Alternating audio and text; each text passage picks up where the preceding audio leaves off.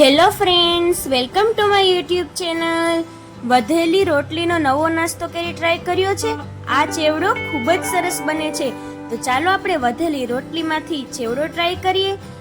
તો આપણે ચાલુ રેસીપી શરૂ કરીએ. સૌપ્રથમ તો જે રોટલી બપોરની પડી હોય તેને આપણે આવી રીતે ઝીણી ઝીણી પટ્ટીમાં કટ કરી લઈશું. આવી રીતે બધી રોટલીને કટ કરી લેવાની છે. જો કેટલી પાતળી સ્લાઇસ કરવાની છે.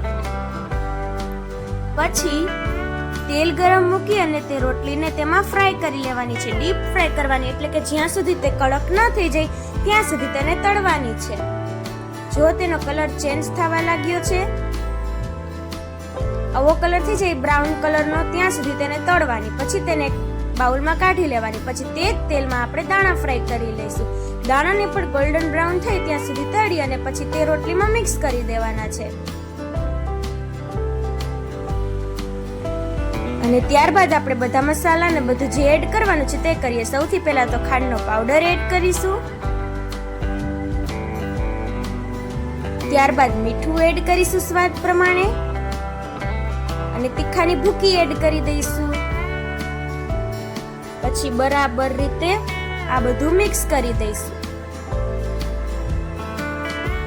જો દેખાવામાં કેટલો સરસ લાગે છે. આ ચેવડો ખાવામાં પણ ખૂબ જ ટેસ્ટી હોય છે.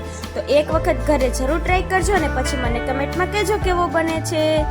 અને જો તમને અમારો વિડીયો ગમે તો વિડીયોને લાઈક કરો, કમેન્ટ કરો અને વધુમાં વધુ શેર કરો. અને નવા નવા વિડીયો જોવા માટે યુટ્યુબ ચેનલને સબસ્ક્રાઇબ કરી નાખજો. Thank you.